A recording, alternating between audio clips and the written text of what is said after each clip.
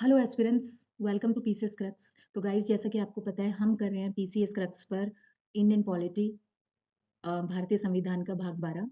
तो उसी के अंतर्गत आज हम करेंगे आर्टिकल 271 से 289 ए तक। ठीक है, 280 यानी आर्टिकल 280 जो कि वित्त आयोग से संबंधित है, वित्त आयोग से। उसके बारे में हम नेक्स्ट क्लास में बिल्कुल थोरोली करेंगे। ठीक है, तो नेक्स्ट क्लास बिल्कुल डिटेल्ड मैनर में आपको वित्त आयोग से संबंधित मिलेगी। ओके, चलिए अब शुरू करते हैं आर्टिकल 271। आर्टिकल 271 बात करता है संसद को कुछ शुल्कों और करों पर केंद्र सरकार के उद्देश्यों के लिए अधिभार लगाने की अनुमति के लिए। ठीक है, यानी कि केंद्र सरकार को पूरा अधिकार देता है आर्टिकल 271 कि संसद की सहमति से कुछ शुल्क और कर लगा सकते हैं वो कुछ स्पेसिफिक उद्देश्यों की पूर्ति के लिए। ठीक है, तो उद्देश्य राष्ट्रीय महत्व के हो सकते हैं, राष्ट्रीय परियोजनाओं के लिए हो सकते हैं, या वित्तीय संकट वगैरह कुछ आ जाता है तो उस स्थिति में भी अधिभार लगा सकती है केंद्र सरकार। ठीक है, तो आपको अब यहाँ पे ध्यान रखना है कि ये जो पैसा है वो कौन सी निधि का हिस्सा होता है। तो ये संचित निधि का हिस्सा होता है। देखिए, ज़्यादातर जितने भी कर लगाए जाते हैं और वो भी केंद्र सरकार लगाती है, तो भारतीय संचित निधि का हिस्सा बनता है वो पैसा, वो धनराशि। ठीक है, वो राजस्व। ओके, और इस प्रकार के जो राजस्व का संग्रहण होता है जो कि संचित निधि का हिस्सा बन जाता है, उसका जो उपयोग है वो केंद्र सरकार ही कर सकती है। ये भी मेंशन है आर्टिकल 271 में। राज्य की कोई भूमिका नहीं होती, ना संग्रहण में ना हिस्सेदारी में। ठीक है, केंद्र को अतिरिक्त कर और राजस्व जुटाने की शक्ति या अधिकार देता है आर्टिकल 271, खासकर वित्तीय संकट, सरकारी या राष्ट्रीय परियोजनाओं के लिए। ठीक है, तो ये विशिष्ट उद्देश्य है, वित्तीय संकट, सरकारी या राष्ट्रीय परियोजना, ये आपको ध्यान रखना है। उसके बाद आर्टिकल 272 बात करता है भारतीय दंड संहिता पर, निर्भर है बेसिकली ये। अभी आपको इसमें ध्यान रखना है कि हटा दिया गया है। 80वां संविधान संशोधन जो कि सन 2000 में हुआ था, उसमें इस आर्टिकल को हटा दिया गया है, यानी कि ये संविधान के अस्तित्व में नहीं है अभी। ठीक है, तो आपको ध्यान तो यही रखना है। लेकिन अगर आपको जानना है कि इसमें था क्या, बेसिकली ये खाद्य पदार्थों में, पेय पदार्थों में मिलावट से संबंधित था, जो कि आईपीसी की धारा 272 में। देखिए, यहाँ पे भी ध्यान रखना है, आर्टिकल 272 था और यहाँ आईपीसी की धारा 272 मेंशन है। ठीक है, उसमें सजा हो सकती थी 1000 रुपए की या 6 महीने का, सॉरी, जुर्माना हो सकता था 1000 रुपए का, या 6 महीने की सजा हो सकती थी, या दोनों हो सकती थी। ठीक है, तो आपको बस ये ध्यान रखना है कि ये एक तरह से खाद्य पदार्थों में मिलावट और आईपीसी से संबंधित था। ठीक है, उसके बाद है article 273। Article 273 basically Assam, Bihar, Odisha और वेस्ट बंगाल राज्यों को वित्तीय सहायता अनुदान प्रदान करना है। किस क्षेत्र में? देखिए, आपको पता है असम, बिहार, ओडिशा और वेस्ट बंगाल जो हमारा ईस्ट इंडिया है वो जूट के लिए फेमस है। ठीक है, जूट के लिए, अब जूट के लिए फेमस है तो जूट से संबंधित जो भी मैन्युफैक्चरिंग होगी, ठीक है, या जूट से बनने वाले जो उत्पाद होंगे, उनको प्रमोट करने के लिए बेसिकली निर्यात शुल्क के बदले, यानी कि निर्यात शुल्क उन पर नहीं लगेगा, और वो निर्यात शुल्क कौन पे करेगा? भारत की संचित निधि से पे होगा। ये एक तरह से अनुदान मिलेगा इन चारों राज्यों को। तो आपको ध्यान रखना है। अब इसको याद रखना ईजी है। देखिए, असम में जो भी वेस्ट बंगाल के संलग्न स्टेट्स हैं, तो उस तरफ असम संलग्न है। ठीक है, इधर से बिहार संलग्न है। ठीक है, और नीचे से ओडिशा संलग्न है। ठीक है, क्योंकि ये सारे मैदानी क्षेत्र है ज़्यादातर, और पानी ज़्यादा इसमें रहता है, और जूट के लिए ये बिल्कुल संतुलित अवस्था प्रदान करते हैं, इनकी मिट्टी, इनकी जगह, इनके मैदान, इनकी जलवायु। ठीक है, तो इसलिए इन्हीं चारों राज्यों में मेन बड़े राज्य है जो जूट उत्पादन करते हैं, और फिर जूट मैन्युफैक्चरिंग क्षेत्र में भी ये अ, शामिल है। ठीक है, तो इनको सहायता प्रदान करने के लिए भारत की संचित निधि से इनको अनुदान प्रदान करता है आर्टिकल 273। ये प्रावधान जो था वो संविधान के लागू होने के 10 साल पूरे होने तक था। ठीक है, यानी आपको ध्यान रखना है कि अभी ये एक तरह से लागू नहीं है। ये कब तक था? 10 साल पूरे होने तक वो हो चुके हैं। ठीक है, हालांकि ये हो सकता है कि इस आर्टिकल को कभी भी केंद्र सरकार जीवित कर सकती है। कैसे? कि यहाँ पर जूट उत्पादों की जगह, या जूट उत्पाद को दोबारा से प्रमोट करना है निर्यात शुल्क पर, फिर दोबारा से उनको अनुदान दिया जा सकता है, किन्हीं और राज्यों को भी शामिल किया जा सकता है ना? तो उस तरह से ये जीवित किया जा सकता है आर्टिकल 273। इसलिए ये हटा नहीं है अभी आर्टिकल, ये अभी मेंटेन्ड है, लेकिन इसके अंदर अंतर्गत जो भी प्रावधान थे वो अभी म्यूट कर रखे हैं। ठीक है, अब है आर्टिकल 274। आर्टिकल 274 राष्ट्रपति की पूर्व सिफारिशों को अनिवार्य बनाता है उन विधेयकों पर जो राज्यों को प्रभावित करती है। यानी राज्य को या तो कोई सीधा लाभ मिल रहा हो या आंशिक रूप से लाभ मिलता है, तो ऐसे संबंधित विधेयक जो कि केंद्र सरकार पास करती है या केंद्र सरकार पारित करती है, ऐसे विधेयकों पर राष्ट्रपति की पूर्व सिफारिश जरूरी हो जाती है। ये बात करता है आर्टिकल 274। यानी कि देखिए, एग्जाम्पल आप ले सकते हो कि कोई केंद्र सरकार है, ठीक है, अभी कोई भी सरकार हो सकती है, केंद्र सरकार अगर अभी बात की जाए तो बीजेपी की सरकार है। तो ये अगर राज्य से संबंधित, राज्य का जहाँ पर लाभ होना है, ठीक है, कोई ऐसा टैक्स लगाते हैं जहाँ पे राज्यों का लाभ है, या कोई इनको शक्ति प्रदान करती है पैसा इकट्ठा करने की, जिसमें कि राज्य का लाभ है, ठीक है? आंशिक रूप से हो सकता है या सीधा लाभ हो सकता है। तो ऐसे विधेयक ये सोचकर केंद्र सरकार या बताकर पास कर रही है, दिखाकर पास कर रही है कि भई राज्यों को इसमें बड़ा फ़ायदा मिलने वाला है, जैसे कि जीएसटी का किया था, ठीक है? कि बड़ा फ़ायदा मिलने वाला है। तो ऐसे जब लाभ के विषय उसके अंदर हो उस विधेयक के अंदर, तो ऐसे विषयों में राष्ट्रपति की पूर्व सिफ़ारिश ज़रूरी बनाता है आर्टिकल 274। आई होप अब आपको समझ आ गया होगा। अब बात करते हैं भई जो शुद्ध लाभ या शुद्ध मुनाफ़ा या आंशिक मुनाफ़ा, उससे मतलब क्या है?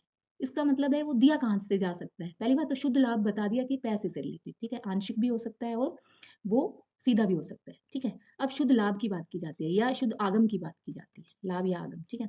अब ये इसका मतलब ये है देखिए, मान लो संग्रहण किया गया कर का, ठीक है? राज्य के लिए किया गया, ₹200 संग्रहण हुआ, ठीक है? अब राज्य को कहा भई तुम्हें ₹200 दे दिए। नहीं, ये नहीं माना जाएगा, 200 कैसे दिया? अब जो संग्रहण है वो राज्य की मशीनरी को यूज़ करके किया गया। मशीनरी, इसमें ह्यूमन रिसोर्सेज़ भी हो सकते हैं और इसमें मटेरियलिस्टिक रिसोर्सेज़ भी हो सकते हैं या फिज़िकल रिसोर्सेज़ भी हो सकते हैं, मैकेनिकल रिसोर्सेज़ भी हो सकते हैं, ठीक है? तो उसमें जो खर्च है वो राज्य का पड़ा मान लो ₹75। तो एक तरह से 75 माइनस होगा वो, ठीक है? तो उसको जो राज्य को प्राप्त शुद्ध आगम राशि होगी वो होगी 125, तो 125 मानी जाएगी और ये ₹125 जो है वो कहाँ से दिए जाएँगे? सीएफआई से, यानी कि भारतीय संचित निधि से राज्य को दिया जाएगा। शुद्ध आगम, ठीक है? शुद्ध आगम बिल्कुल प्रॉपर उसका खर्च-वर्च निकाल के ₹125 सीएफआई को दिया जाएगा, ठीक है? उसके बाद प्रक्रियात्मक सुरक्षा की बात करते हैं, यानी कि प्रोसीजरल सिक्योरिटी की, जो कि सामंजस्य बिठाती है राज्य और यानी कि भई कोई प्रोसीजर अपनाकर ही ये सारी चीज़ें की जाएँगी ना, ऐसे तो नहीं है कि अंधेरे में बाण मारा और संग्रहण हो गया, ऐसा नहीं है ना? तो यानी कि प्रक्रियात्मक सुरक्षा प्रोवाइड की जाएगी राज्य को। ये सामंजस्य बिठाने के लिए है, वित्तीय सामंजस्य बेसिकली, और वित्तीय संबंध राज्य और केंद्र के बीच की बात करते हैं आर्टिकल 274। यहाँ पर मेंशन है सिर्फ राज्य का वित्तीय हित। अब आपको ध्यान रखना है, जब भी आप आर्टिकल 274 की बात करो तो राज्य के वित्तीय हित आपके दिमाग में होना चाहिए।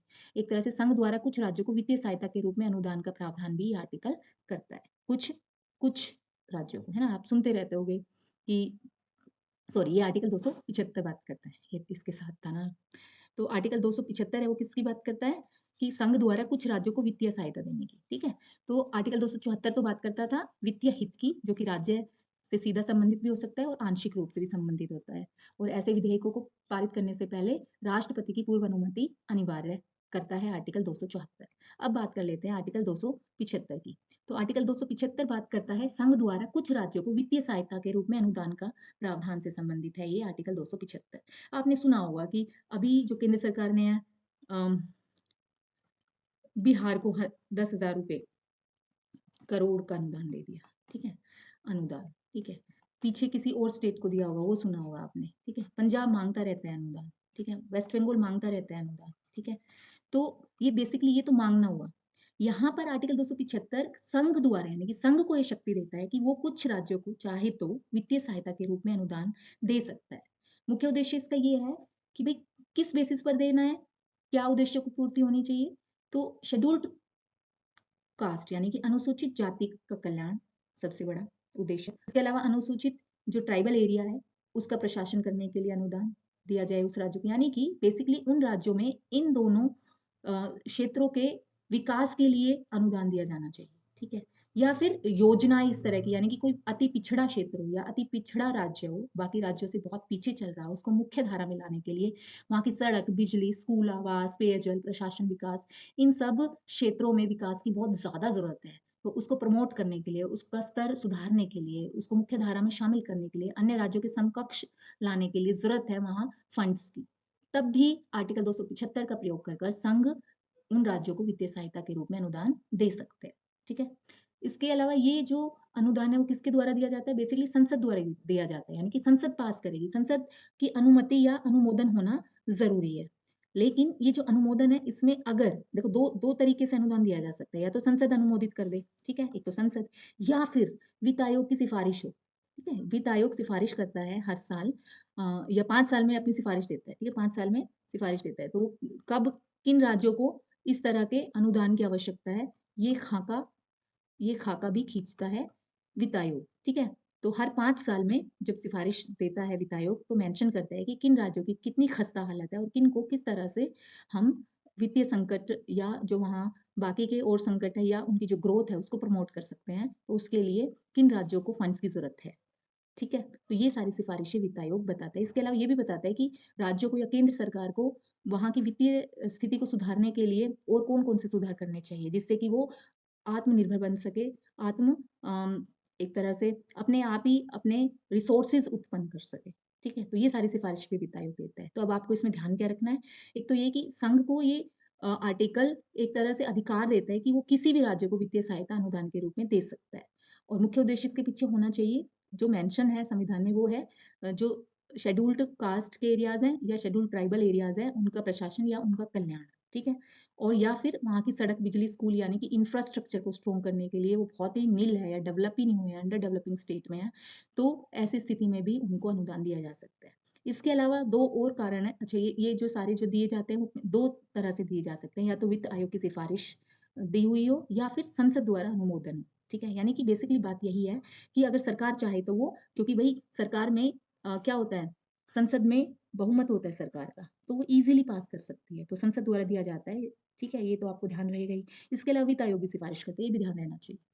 अब बात करते हैं आर्टिकल 276 की। आर्टिकल 276 बात करता है राज्य व स्थानीय निकायों को, ठीक है? स्थानीय निकाय यानी कि जैसे कि नगर पालिकाएँ, पंचायत, ठीक है? पंचायत, नगर पालिकाएँ या नगर निगम, ठीक है? तो इन सब, ये सब क्या है? स्थानीय सरकार, ठीक है? स्थानीय सरकारें या स्थानीय निकाय, ठीक है? यानी कि राज्य व स्थानीय निकायों को किसी भी पेशे मतलब काम, ठीक है? पेशा मतलब काम या कार्य, व्यापार, आजीविका, ठीक है? यानी कि नौकरी और रोजगार पर कर लगाने का अधिकार देता है आर्टिकल 276, यानी कि किसी भी पेशे से व्यापार कर रहा हो कोई, या कोई नौकरी कर रहा हो, या कोई रोजगार कर रहा हो, स्वरोजगार हो, या कोई और भी तरह का रोजगार हो सकता है, तो उन सब पर आर्टिकल 276 राज्य व स्थानीय निकायों को अधिकार देता है कि वो कर लगा सकते हैं, ठीक है?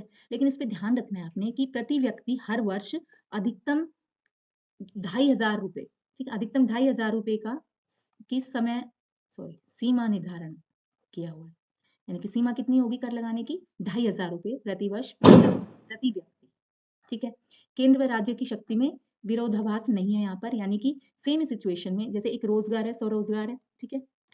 सब रोजगार है, इस पर केंद्र भी और राज्य भी दोनों ही कर लगा सकते हैं। तो कोई शक्ति में विरोधाभास नहीं है, वैध है ये दोनों, कानूनी वैधता इन दोनों तरह के वसूली को, यानी कि कर वसूली को मिली हुई है। ऐसा नहीं बोल सकता व्यक्ति कि क्योंकि केंद्र सरकार मुझसे वसूली कर रही है तो राज्य नहीं कर सकता, या राज्य मुझसे वसूली कर रहा है कर की तो केंद्र नहीं कर सकते, ठीक है? ये आपको ध्यान रखना है।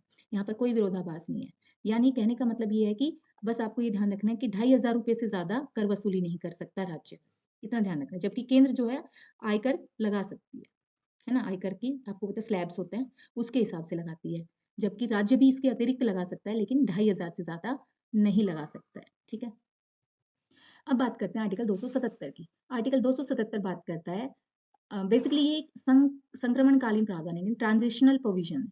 यानी इसका मैंने पहले एग्जांपल इसलिए दिया है जिससे कि आपको समझ आ जाए कि एक शहर द्वारा स्वच्छता शुल्क वसूलना, ठीक है? स्वच्छता कौन वसूल रहा है शुल्क? शहर। शहर यानी कि म्युनिसिपैलिटी, ठीक है? म्युनिसिपैलिटी या नगर निगम, वो स्वच्छता शुल्क वसूल रहा है, जो संविधान लागू होने से पहले शुरू हुआ था। यानी कि संविधान लागू होने से पहले की अवस्था में कोई शहर स्वच्छता शुल्क वसूल रहा था पहले से, जबकि संविधान लागू भी नहीं हुआ था। तो उसको अनुच्छेद 277 के तहत एक तरह से क्या मिल रहा है? अम, एक तरह से उसको ये सुविधा मिल रही है एक तरह से कि संसद जब तक नया नियम नहीं बना देती है उसी संदर्भ में, तब तक वो जारी रख सकता है स्वच्छता शुल्क को, ठीक है? यानी कि अगर संविधान लागू होने से पहले से वो प्रावधान चला हुआ है और संविधान लागू होने के बाद संसद ने कोई नियम नहीं बनाया है, कोई नया नियम नहीं बनाया है, तो तब तक ये अधिकार देता है आर्टिकल 277 उस म्युनिसिपैलिटी या नगर निगम को कि वो संविधान लागू होने से पहले की अवस्था में जो स्वच्छता शुल्क वसूल कर रहा था, उसको वो जारी रख सकता है, ठीक है? यानी एक तरह से वित्तीय स्थिरता प्रदान करता है शहरी निकायों को या स्थानीय सरकारों को, ठीक है? इसमें कौन-कौन शामिल है? राज्य व स्थानीय निकाय। तो केंद्र को नहीं दिया गया ये अधिकार, आर्टिकल 277 देता है राज्य व स्थानीय निकायों के राजस्व में अचानक व्यवधान को रोकने के लिए ये आर्टिकल बनाया गया था। यानी कि ऐसा ना हो कि एकदम से संविधान लागू हो गया है, तो भी पहले के सारे जो शुल्क वसूली वगैरह है या जो कर वसूली वो एकदम से बंद कर दी जाए, जबकि कोई नया कानून अभी तक बना भी नहीं है। तो क्या होगा? अचानक राजस्व मिलना बंद हो जाएगा। फिर वो कार्य कैसे करेंगे राज्य और स्थानीय निकाय? तो ऐसे व्यवधान को रोकने के लिए आर्टिकल 277 को लागू किया गया। ठीक है, तो संघ सूची के कर में शामिल होने पर संसद को अधिकार पर कानून ना बनने की सूरत में पहले की व्यवस्था। अब बात करते हैं आर्टिकल 278 278 की। ये भारतीय संविधान में अभी नहीं है, यानी कि इसका अस्तित्व खत्म है। ये भाग खा के राज्यों से संबंधित था और निरस्त हो गया था 7वें संविधान संशोधन 1956। तो ये भी आपको ध्यान रखना है। ठीक है, इससे पहले वाला आर्टिकल जो था 272, अब 278, ये आपको ध्यान रखने, दोनों निरस्त किए जा चुके हैं। 272 किया था 80वां संविधान संशोधन और ये किया गया है 7वां संविधान संशोधन। ठीक है, अब बात कर लेते हैं आर्टिकल 279 की। आर्टिकल 279 शुद्ध आय की गणना से संबंधित है। देखिए, शुद्ध आय, ठीक है, यानी कि वसूली की लागत को घटा दिया जाए। जो हमने पहले भी शुद्ध आगम की बात की थी ना, ये वही है, शुद्ध आगम या शुद्ध आय। ठीक है, इसकी गणना कैसे की जाएगी? इसकी गणना की जाएगी, वसूली की लागत को घटा दिया जाए, यानी कि जो कर और शुल्क से प्राप्त राजस्व है उसमें से जो वसूली की लागत है उसको घटा दिया जाए। वही एग्जाम्पल आप ले सकते हो कि 200 रुपये अधिग्रहण या संग्रहण से प्राप्त हुए, उसमें वसूली करने में 75 रुपये खर्च हो गए, तो जो शुद्ध आय है वो 125 रुपये मानी जाएगी। ठीक है, ये 279 आर्टिकल में मेंशन है कि जो गणना है वो कैसे की जाएगी। तो गणना की जाएगी, जो आय प्राप्त हुई है वो उसमें से वसूली का जो शुल्क है वो माइनस कर दिया जाए और जो बचता है उसको शुद्ध आय गणना या शुद्ध आय की गणना उस तरह से की जाए। ठीक है, यानी कि जो 200 रुपये संग्रहण हुआ उसमें से 75 रुपये की लागत हुई, तो शुद्ध आय जो है वो 125 हुई। ठीक है, इसके बाद आर्टिकल 279A। अच्छा हाँ, यहाँ पर जो जिम्मेदारी गणना और प्रमाणीकरण की वो किसकी है? CAG की। ठीक है, कंट्रोलर एंड ऑडिटर जनरल। ठीक है, आर्टिकल 148 में हमने ये किया था, अगर आपको ध्यान हो तो आर्टिकल 279A की बात करें तो जीएसटी परिषद का गठन, ये भी हम कर चुके हैं, जीएसटी परिषद का गठन 279A। तो मुझे नहीं लगता कि दोबारा कराने की जरूरत है, अगर आपने नहीं किया तो पीछे की क्लासेस में जाकर देख सकते हो। तो जो गाइस जो नेक्स्ट आर्टिकल है वो है आर्टिकल 280, जो कि हम नेक्स्ट क्लास में करेंगे, बिल्कुल डिटेल्ड मैनर में करेंगे। ठीक है, तो आज की क्लास यहीं तक। आई होप आपको क्लास अच्छी लगी होगी। इसमें मैंने जितने भी आर्टिकल्स, देखिए मैं लाइन से इसीलिए करते आ रही हूँ जिससे कि आपको याद रहे कि कौन से आर्टिकल्स किस से संबंधित थे। ठीक है, यानी कि उसके अंदर कौन कौन से प्रावधान थे और वो क्यों हटा दिए गए, उनको हटाने के पीछे रीजंस क्या है। तो कई बार कंफ्यूजन रहता है ना कि भाई ये क्यों हटाए गए, ये कहाँ चले गए ये आर्टिकल्स। तो एक तो सीक्वेंस आपको ध्यान रखनी है कि जैसे आर्टिकल्स जब 272 है, 273 है और 271 है ना, तो यहाँ पर वित्तीय है, ये भी वित्तीय है और ये भी वित्तीय था, लेकिन ये हटा दिया गया। क्यों हटा दिया गया, इसके पीछे रीजन क्या है वो भी हमने देखा। इसी तरह से जो अभी आर्टिकल आगे आएंगे जैसे कि 280 है, वो क्यों जोड़ा गया था। ठीक है, 280 आर्टिकल है वो किसे मेंशन या किससे संदर्भित है, वो है वित्त आयोग से। तो वित्त आयोग के अंदर क्या क्या है, क्यों है, तो एक सीक्वेंस बनाते हैं सारे आर्टिकल्स, है ना। तो वो सीक्वेंस के थ्रू अगर आपको इनको ध्यान में रखना है तो ज़्यादा अच्छा है, क्योंकि इससे आप हमेशा याद रखोगे कि, या आपको याद रह जाएगा कि क्या आर्टिकल क्या बात करता है। ठीक है, तो आपको बार बार में सेम आर्टिकल्स को पढ़ने की जरूरत नहीं महसूस होगी, आपको ध्यान में आ सकता है ईजिली। ओके, चलिए मिलते हैं नेक्स्ट क्लास में, तब तक के लिए tata bye bye, take care.